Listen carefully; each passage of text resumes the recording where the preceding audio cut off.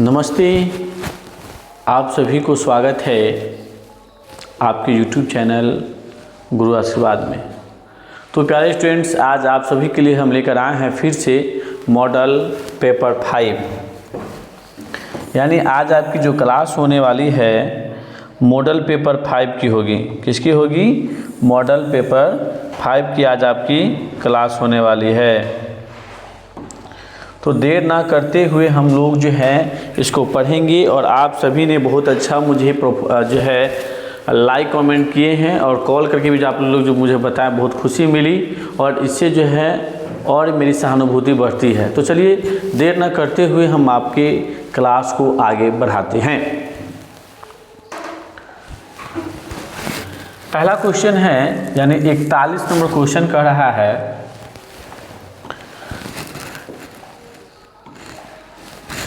कि roulette act क्या था, यानी रोलेट एक्ट से आप क्या समझते हैं।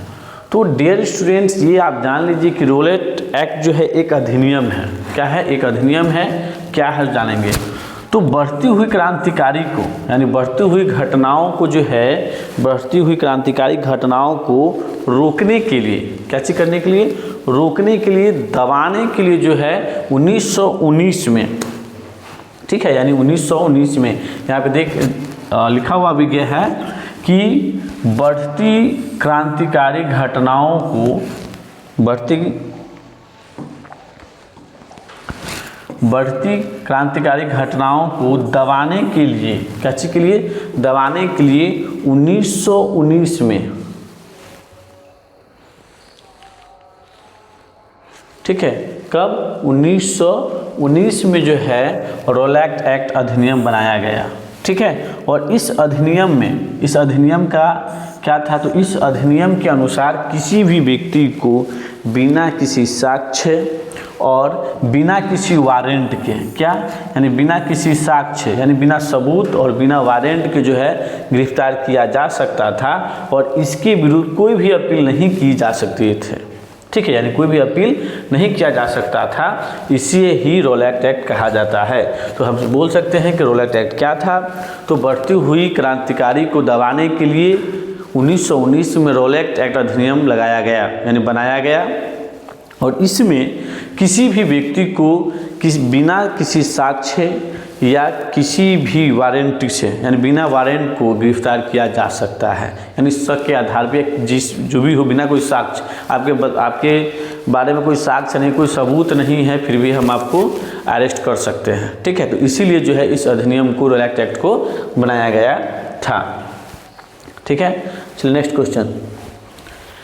क्वेश्चन कह रहा है कि गांधी इरविन पैक्ट क्या है, यानी क्वेश्चन इसमें दो है, याद देख लीजिए। एक है कि गांधी इरविन पैक्ट, और दूसरा है कि दिल्ली समझौता जो है वो क्या है, यानी दिल्ली समझौता, ठीक है, कि दिल्ली समझौता क्या है।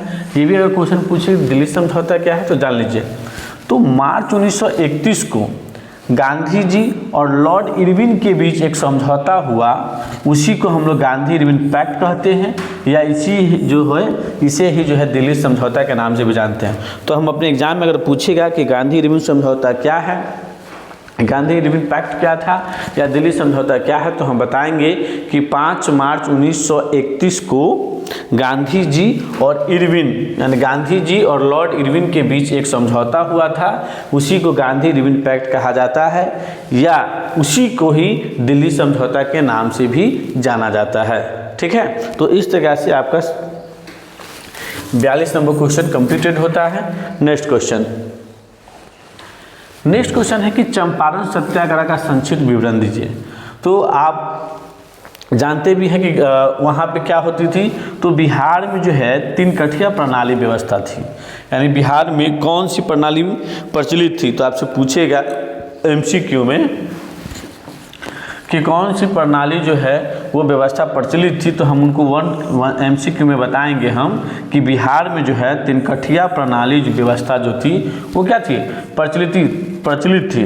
और इस व्यवस्था में जो है किसानों को अपने, यानी 3/20 भूमि पर, यानी नील की खेती करनी होती थी, ठीक है। और इस प्रणाली के विरोध में गांधी जी 1917 में, कब? 1917 में जो है चंपारण सत्याग्रह किए थे। तो जान गए कि चंपारण सत्याग्रह क्या है। तो चंपारण सत्याग्रह जो है 1917 में जो है चलाया गया था किनके द्वारा, तो गांधी जी के द्वारा, क्योंकि वहाँ पे 3 कठिया प्रणाली का व्यवस्था प्रचलित थी और वहाँ पे नील की खेती ज़्यादा की जाती थी। ठीक है, चलिए नेक्स्ट क्वेश्चन देखते हैं। मेरठ पटयंत्र से आप क्या समझते हैं, यानी पटयंत्र से आप क्या समझते हैं। तो देखिए मार्च 1929 में, यानी मार्च 1929 में जो है सरकार ने, कौन, ब्रिटिश सरकार ने जो है वहाँ पे क्या किया कि 31 श्रमिक नेताओं को बंदी बना लिया।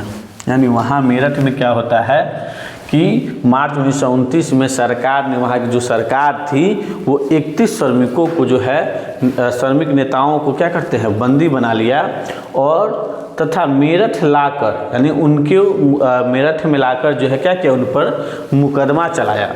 तो इसे ही क्या कहते हैं, मेरठ पटयंत्र कहा जाता है। ठीक है, यानी मेरठ जो है षड्यंत्र, मेरठ षड्यंत्र इनको कहा जाता है। यानी मेरठ षड्यंत्र क्या था, तो बताएंगे कि मार्च 1929 में सरकार ने 31 श्रमिकों को बंदी बनाया और बंदी बना के मेरठ लाया और मेरठ लाने के बाद उस पर मुकदमा चलाया। इसे ही मेरठ षड्यंत्र कहते हैं। ठीक है, that is clear. Next question, Jatra Bhagat के बारे में आप क्या जानते हैं। जतरा भगत कौन थे, उनके बारे में जानते हैं और संक्षेप में लिखें। यानी जतरा भगत कौन थी, ये आपके एग्जाम में भी आई है, ये आपके एग्जाम में, इसको भी नोट कर लीजिए, ये आपका पूछता है। ठीक है, और इस बार भी पूछेगा। देखिए तो 1914 से 1920 तक, 1914 से 1920 तक कौन सा, यानी खोड़ विद्रोह के बाद छोटा नागपुर क्षेत्र के उरावों के द्वारा, किसके द्वारा, उरावों के द्वारा जो है चलाए जाने वाले अहिंसक आंदोलन का नेता, कौन सा, अहिंसक आंदोलन का नेता जतरा भगत था। यानी हमसे पूछेगा कि जतरा भगत के बारे में क्या जानते हैं, तो जतरा भगत के बारे में बताएंगे कि 1914 से लेकर 1920 तक जो है खोड़ विद्रोह के बाद जो है छोटा नागपुर क्षेत्र के उरावों के द्वारा जो चलाए गए युद्ध थे, जो आंदोलन थे, ठीक है, उसका नेता कौन था, जतरा भगत, और जिसने आंदोलन में सामाजिक और शैक्षणिक सुधार पर जो है विशेष बल दिया था। यानी जतरा भगत जो है जो आंदोलन चलाए थे अहिंसक का, उसमें 2 चीज़ जो है वो इम्पोर्टेंट दिए थे। पहला इम्पोर्टेंट क्या दिए थे, सामाजिक पे, और दूसरा क्या थे, शैक्षिक व्यवस्था पे। ठीक है, यानी शैक्षणिक जो है सुधार पर जो उन्होंने विशेष बल दिया था। तो इस प्रकार से अगर आपसे पूछेगा कि जतरा भगत के बारे में लिखिए, तो डियर स्टूडेंट्स आप एकदम आसान भाषा में, बिल्कुल आसान भाषा में जो है इस क्वेश्चन को सोल्व कर दीजिएगा। नेक्स्ट क्वेश्चन कर रहा है कि all India trade union Congress की स्थापना क्यों हुई थी। यानी ऑल इंडिया ट्रेड यूनियन की जो है स्थापना क्यों हुई थी, तो इसके बारे में जानिए। तो देखिए CR दास ने, कौन, CR दास ने सुझाव दिया कि कांग्रेस द्वारा किसानों एवं श्रमिकों का राष्ट्रीय आंदोलन में सक्रिय रूप से शामिल किया जाए और उनकी मांगों को समर्थन किया जाए। इसीलिए जो है 31 अक्टूबर 1920 को कांग्रेस पार्टी ने all India trade union Congress की स्थापना की। यानी क्या है, सो जान लीजिए। यानी ऑल इंडिया ट्रेड यूनियन की स्थापना के लिए जो है कि CR दास ने सुझाव दिया कि कांग्रेस द्वारा किसान एवं उनके श्रमिक जो हैं, जो वहाँ के जो श्रमिक हैं, उन सभी को कि राष्ट्रीय आंदोलन में उन्हें क्या किया जाए, सक्रिय रूप से शामिल किया जाए कांग्रेस में, और उनकी मांगों को समर्थन किया जाए। इसलिए 31 अक्टूबर 1920 को जो है कांग्रेस पार्टी ने, कौन सी पार्टी ने, कांग्रेस पार्टी ने all India trade union Congress की स्थापना की थी। तो इस प्रकार से हम बताएंगे कि ऑल इंडिया ट्रेड यूनियन की कांग्रेस की स्थापना क्यों हुई थी। तो उनके जो है सुझाव, कांग्रेस द्वारा जो किसान का जो श्रमिक आंदोलन था, राष्ट्रीय आंदोलन को उसमें सहयोग के लिए, उनकी मांगों को समर्थन करने के लिए ये जो है ऑल इंडिया कांग्रेस की स्थापना की गई थी। नेक्स्ट क्वेश्चन, अब यहाँ पे कह रहा है कि भारतीय राष्ट्रीय कांग्रेस, ठीक है, यानी भारतीय राष्ट्रीय कांग्रेस जो हम लोग जानते हैं कि पंजा छाप, जिसको हम लोग ठीक है, अभी इलेक्शन भी हुआ है कांग्रेस की, ठीक है। तो भारतीय राष्ट्रीय कांग्रेस की स्थापना किन परिस्थिति में हुई थी, मतलब क्यों किया गया था, तो जानेंगे कि भारतीय राष्ट्रीय कांग्रेस की स्थापना 1885 में हुई थी। इस समय इंडियन एसोसिएशन द्वारा, किसके द्वारा, इंडियन एसोसिएशन के द्वारा जो है रेट बिल का विरोध किया जा रहा था, और साथ ही लॉर्ड लिंटन द्वारा बनाया गया जो प्रेस अधिनियम था और शस्त्र अधिनियम जो भारतीय द्वारा ज़बरदस्त विरोध किया जा रहा था, ठीक है। तो जिसके कारण जो है सरकार को प्रेस अधिनियम वापस लेना पड़ा, और इसी के कारण लगने वाला, ठीक है, लगने लगा कि संगठित होना आवश्यक है, इसीलिए जो है कांग्रेस की स्थापना हुई थी। तो इसको एकदम आसान भाषा में जान लीजिए कि राष्ट्रीय कांग्रेस की स्थापना 1885 में हुई। क्यों हुई थी, तो इंडियन एसोसिएशन द्वारा एक रेट बिल जारी किया जा रहा था, उसका रेट बिल जो है इंडियन एसोसिएशन द्वारा जो है रेट बिल का, यानी जो लॉर्ड लिंटन द्वारा जो बिल पास किया गया था उसी का यहाँ पे विरोध किया जा रहा था, ठीक है, इंडियन एसोसिएशन के द्वारा। और उन्होंने एक प्रेस अधिनियम लगाया था और शस्त्र अधिनियम का उन्होंने जो है बनाया लॉर्ड लिंटन ने, तो भारतीय द्वारा, यानी किसके द्वारा, तो भारतीय द्वारा जो है उसका विरोध किया गया कि भाई आप इसको वापस लीजिए, जिस कारण सरकार को प्रेस अधिनियम वापस लेनी पड़ी थी। यानी लॉर्ड लिंटन को जो है प्रेस अधिनियम वापस लेनी पड़ी, और यहाँ के लोगों को लगा कि अगर हम अब संगठित नहीं होंगे तो हमारे देश को बहुत ज़्यादा क्षति होगी। यहाँ पे अंग्रेज जो है, ब्रिटिश जो है एक अपना अलग अलग बिल बना रहे थे, अलग अलग संगठन बना रहे थे। तो इसी कारण हमारे भारतीय लोगों को लगा कि नहीं, अब हमें संगठित होना आवश्यक है।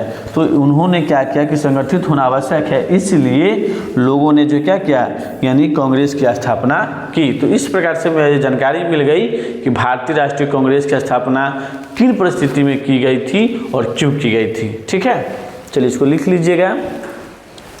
नेक्स्ट क्वेश्चन है कि साइमन कमीशन, ठीक है, कि साइमन कमीशन का संक्षिप्त टिप्पणी लिखिए। तो देखिए साइमन कमीशन जो है एक व्यक्ति का नाम है, ये जान लीजिए, एक व्यक्ति का नाम है, ठीक है। साइमन कमीशन एक व्यक्ति का नाम है, अब इससे जान लीजिए।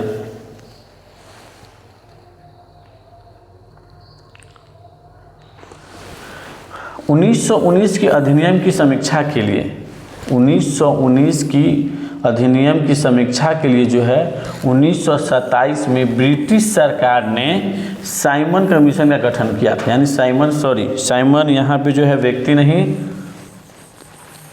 ठीक है, व्यक्ति नहीं थे, एक गठन किया गया था, यानी एक जो है एक समूह बनाया गया था, ठीक है।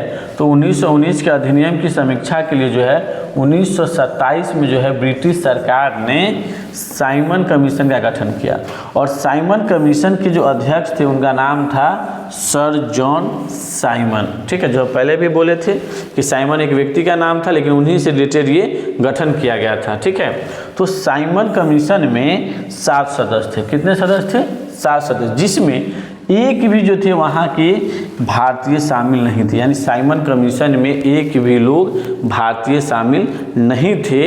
इसलिए 3 फरवरी 1928 को जब साइमन कमीशन यानी को मुंबई पहुंचने पर, यानी साइमन कमीशन जो हम पहले ही बताए थे आपको कि ये जो थे क्या थे, एक व्यक्ति थे। तो जैसे ही साइमन कमीशन जो है सर जॉन साइमन जैसे ही मुंबई जो पहुंचे 3 फरवरी 1928 को, तो यहाँ पे मुंबई पहुंचने पर उनका क्या किया गया था, विरोध किया गया था। समझ में आ गया? तो बताएंगे कि साइमन कमीशन क्या है या साइमन कमीशन भारत क्यों आया था। यहाँ पे लिखेंगे कि 1919 के अधिनियम की समीक्षा के लिए 1927 में ब्रिटिश सरकार ने एक साइमन कमीशन का गठन किया था, एक समूह का गठन किया था, और साइमन कमीशन के अध्यक्ष जो थे सर जॉन साइमन थे, उन्हीं के नाम पर ये बना था साइमन कमीशन। और साइमन कमीशन में जो थे 7 सदस्य थे। लेकिन साइमन कमीशन में भारत के एक भी लोग उसमें नहीं थे। क्या थे? भारत के लोग एक भी नहीं थे। इसलिए जो है, इसलिए वहाँ पे क्या किया गया कि साइमन कमीशन को, जब साइमन कमीशन 3 फरवरी 1928 को, ठीक है, ये हम यहाँ पे लिखेंगे यहाँ पे, ठीक है, कि कब आए थे भाई, तो यहाँ बताएंगे कि 3 फरवरी ठीक है, कब आए थे, यानी 3 फरवरी 1928 को जब साइमन कहाँ पहुँचे थे, मुंबई। कहाँ पहुँचे थे भाई, मुंबई पहुँचे थे। तो मुंबई के लोगों ने जो है, वहाँ के भारतीय लोगों ने क्या किया, उनका विरोध किया गया था। ठीक है, तो इस तरीक़ा से साइमन के मिशन के बारे में हम लोग आज जान गए। चलिए नेक्स्ट क्वेश्चन देखेंगे। कह रहा है कि पूना समझौता किनके और किनके बीच हुआ था, क्यों, और मतलब किनके बीच और क्यों हुआ था। तो देखिए,